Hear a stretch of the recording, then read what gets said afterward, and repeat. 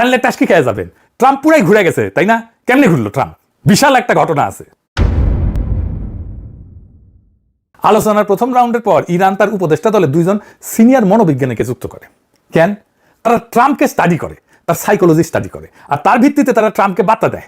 Iran আমেরিকাকে study করেনি, Iran মানুষটাকে স্টাডি করেছে। তারা বুঝছিল এই প্রেসিডেন্সিটা প্রতিষ্ঠান দিয়ে চলতেছে না, এখন একজন ব্যক্তির মেজাজ দিয়ে চলে। কাজে এই প্রতিষ্ঠানের সাথে লড়াই না করে তারা ব্যক্তির মনস্তত্ত্বকে স্টাডি করলো।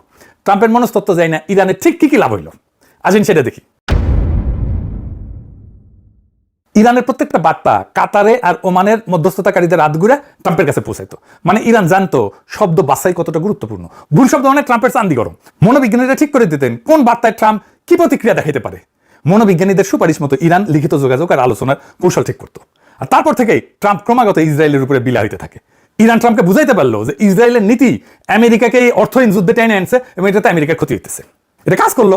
ট্রাম্প নেতানিয়াহুকে পাগল বললো, বিচার বুদ্ধিহীন বললো, গালি দিল। সাইকোলজিস্টরা কইছিল ট্রাম্প চাইছিল এমন একটা বিজয় যা বর্ণনা করা যায়, প্রচার করা যায়, ন্যারেটেবল ভিক্টরি হিসাবে।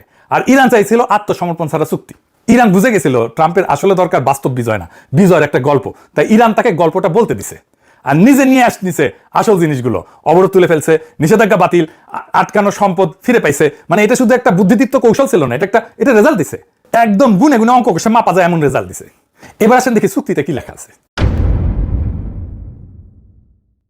1 নম্বর দফা, যুদ্ধের তাৎক্ষণিক এবং স্থায়ী সমাপ্তি সব ফ্রন্টে, লেবানন সহ কেউ কারো বিরুদ্ধে কোনো হামলা করবে না। 2 নাম্বার, 2 দেশ একে অপরের সার্বভৌমত্ব, আঞ্চলিক অখণ্ডতাকে সম্মান করবে এবং আভ্যন্তরীণ বিষয়ে হস্তক্ষেপ করবে না।